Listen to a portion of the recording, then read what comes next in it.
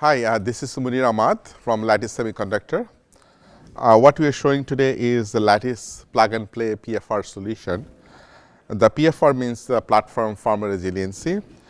This is basically the NIST 800-193 compliance, which says that any farmer that is privileged farmer in a server needs to be three things needs to be done: protect, detect, and recover. That means we need to protect any privileged farmer to be any hacking or anything, and then if there is any hacking happened, we need to detect it, and also in case if happened, we need to make sure a way that we can recover to a golden image for some of the privileged farmer. So typically when we talk about privileged farmer in a server, we mean BIOS and BMC. BMC has an access to every single thing in a server, including the password that user may have, and that's the reason BMC farmer is very important, as well as BIOS, because BIOS controls the CPU behavior.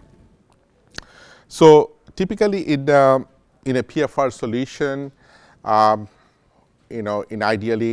the PFR is actually Intel's implementation of the NIST compliance. So Intel PFR has multiple versions: version 2, version 3, version 4.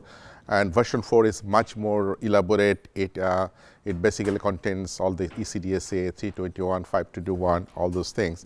But this is capable of PFR 4.0, and this is with the MacNX device.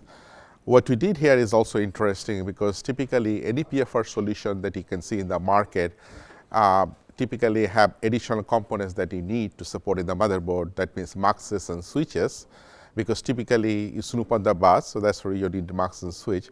And this particular Lattice solution is a plug-and-play PFR solution. What that means is that you just put the PFR chip in the motherboard. You don't need any additional component of muxes and switches.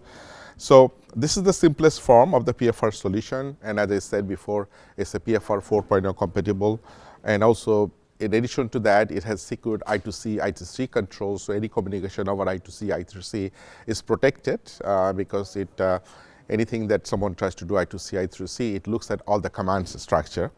And as I said, that it doesn't need any additional muxes and switches is built in. So what we're showing here today is basically how we are protecting everything here.